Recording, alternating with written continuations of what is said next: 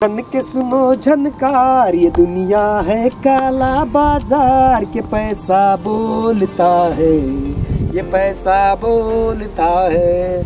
आज पैशाचे बोल पाहता का तुम्ही? कुठे चालले? कोट्याधीश, लाखाचा आकडा अजिबात नाही, कोट्यावधी रुपयाचा आकडा। आणि हे कोट्यावधी रुपये कुठे चालले?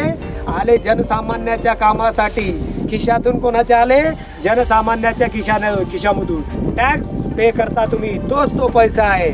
आणि तुमचा पैसा तुमच्या कल्याणासाठी प्रशासन, राज्य शासन, केंद्र शासन खर्च करतंय, काही उपकार नाही करत आपल्यावर, तुमच्या माझ्यावर।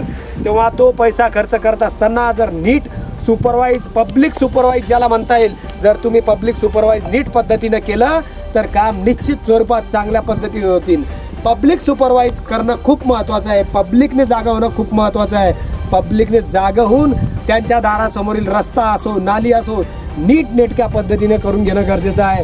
मेहकर शहरात अनेक प्रकारची कामं चांगली झालेली आहेत, त्याला कारण पब्लिक सुपरवाइज, तो ग्रुप सुपरवाइज किंवा रिजन सुपरवाइज म्हणता येईल। हा सगळा प्रकार जर त्या ठिकाणी चांगल्या प्रकारचे काम होऊ शकतात तर तुमच्या दारात का नाही होत?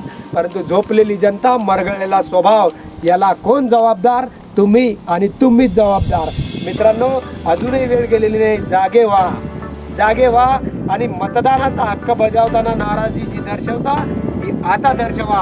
मतभेद वाढवता, मतदानातून राग रोष व्यक्त केल्यापेक्षा तुम्ही त्यापूर्वीच त्या स्थानिक आमदार, खासदार, लोकप्रतिनिधी जे काही असतील, नगरसेवक, सर्वांना जागृत करा, सजग करा। बाबा रे, 2 पैसे कमी खा पण काम नीट कर, जास्त काम आण, त्यामधून थोडे थोडे पैसे खा।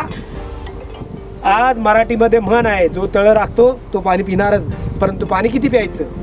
अख्खं तलाव पिऊन घ्यायचं, समुद्र पिऊन घ्यायचा, तरी सुद्धा या ठेकेदाराची तहान भागत नाही। या विश्वातलं सर्व पाणी संपेल, परंतु हे जे करप्ट ठेकेदार आहेत, आयात ठेकेदार आहेत, ज्यांना काही संबंध नाही गावचा, त्या ठेकेदारांची तहान कधीच भागणार नाही। तेव्हा म्हणूनच म्हणतो, जन जन के सुनो झनकार, ये दुनिया है काला बाजार के पैसा बोलता है। आणि लोकप्रतिनिधींनी सुद्धा थोडी टक्केवारी कमी करावं। गाव तुमचं, शहर तुमचं, मतदार तुमचे, नागरिक तुमचे, विकास तुमच्या गावाचा, तुमच्या शहराचा, आणि फूक किती मोठी तुमची, पर्सेंटेज किती तुमचं आहे, स्टिंग आमच्याकडे खूप सारं। कोण किती पर्सेंटेज घेतं? अनेक लोक बोलतात, त्याचं सुद्धा स्टिंग आहे, पण आम्ही ते प्रकाशित करणार नाही। जनतेचा जो विश्वास आहे लोकांवर, तो कायम असायला पाहिजे, परंतु तुम्ही सुद्धा जागा व्हायला पाहिजे। आणि आपल्या मतदारसंघाचा सुजलाम सुफलाम करत असताना कुठेतरी कॉन्ट्रॅक्टरचा कान पकडून त्याचा कामाचा दर्जा तुम्हाला सुद्धा तपासला आला पाहिजे।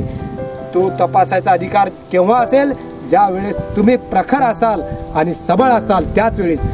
जर तुम्ही त्याच्या भूलथापाला किंवा आमिषाला बळी पडलेले असाल, किंवा तुमच्या गरजा जर त्यांनी भागवल्या असतील, तर निश्चितच तुम्हाला काही करता येणार नाही। तुम्ही सुद्धा क्या म्हणते ते आपल्या मराठीमध्ये म्हणणं आहे ना, हम तुम नंगे साथ में फिर क्या है, कौन किसी का पोल खोलेगा, तशा पद्धतीचे वातावरण होईल। मी रमेश चव्हाण, पंचनामा सदरमध्ये पुढील भाग घेऊन येत आहोत। आपल्या चॅनलला लाईक, सबस्क्राईब आणि शेअर करायला विसरू नका। असा निडर, निर्भीड, स्पॉट पंचनामा करणारा कोणतेही चॅनल तुम्हाला महाराष्ट्रामध्ये मिळणार नाही।